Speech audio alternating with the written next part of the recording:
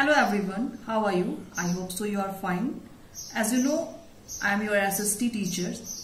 Friend, this is my first online class and in my today's class I am going to teach you geography.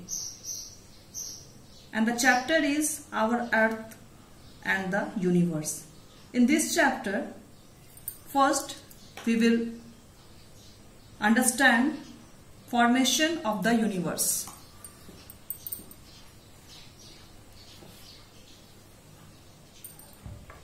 The word universe comes from a Latin phrase turning as one. All that physically exists, matter, energy and space is the universe. The universe is infinite in volume and size. The sun, moon and the other objects seen during night in the sky are known as heavenly bodies or celestial bodies. All these celestial bodies are part of the universe, which is defined as everything that physically exists. We have no clear idea about the shape, size and the origin of the universe. The Big Bang theory states that the universe began as a single cosmic explosion or Big Bang about 15 billion years ago.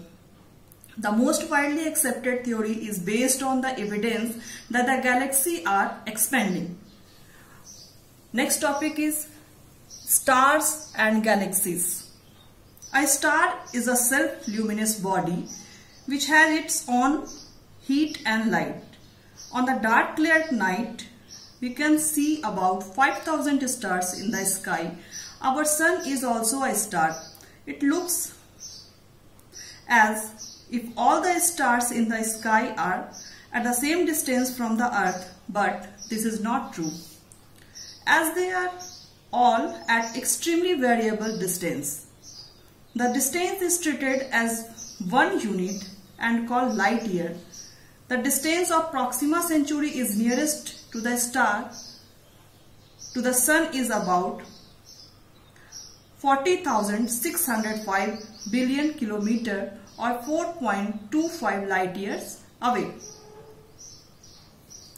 To many people, the word stars mean a dot of light in the night sky, but it is actually a huge sphere of glowing hot gases. The stars in the sky look very small as they are very far away from us. The sun looks big as it is very close to us. Say about 150 million kilometers away, the sun is a medium-sized star. Now, galaxy.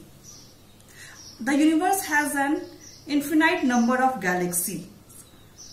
A galaxy is a large number of stars and may have hundreds or billions of stars. All the heavenly bodies which we see in the sky belong to the Milky Way galaxy, which is also called the Akash Ganga. It seems to be a spiral galaxy. Next topic is the solar system, the sun and its family. Friends, you can see the picture of solar system here. The word solar means belonging to or related to the sun. The family of the sun is therefore called the solar system. The solar system has 8 planets and their satellites, all of which move around the sun in fixed elliptical paths called orbits. In addition, there are countless asteroids, meteors and many comets in the solar system. Next is planets.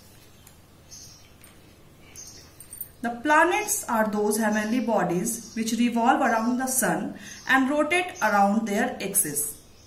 They do not have their own heat and light but reflect the light from the sun. The planets are spherical in shape. Our Earth is also a planet in the solar system. Next topic is Earth, our planet. Earth is a unique planet in the solar system and it supports life. It is at a suitable distance from the sun, thus it is neither too hot nor too cold. The rotation of the earth around the axis keeps the maximum and minimum temperatures within the tolerable limits. The presence of adequate water on the earth supports life on this planet. About 2/3 of the surface of the earth is covered with water. Therefore, this planet looks blue from the outer space. This is why it is called the blue planet.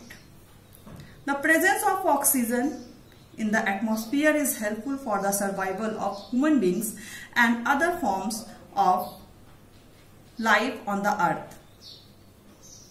The atmosphere also protects us from the harmful ultraviolet rays coming from the sun. It is only planet in the solar system which has suitable environment for the origin and growth of various life forms. So friends, this was our class, and in this class we studied about formation of the universe, stars and galaxies, the solar system, planets and earth. I hope you all understood very well. See you in next class.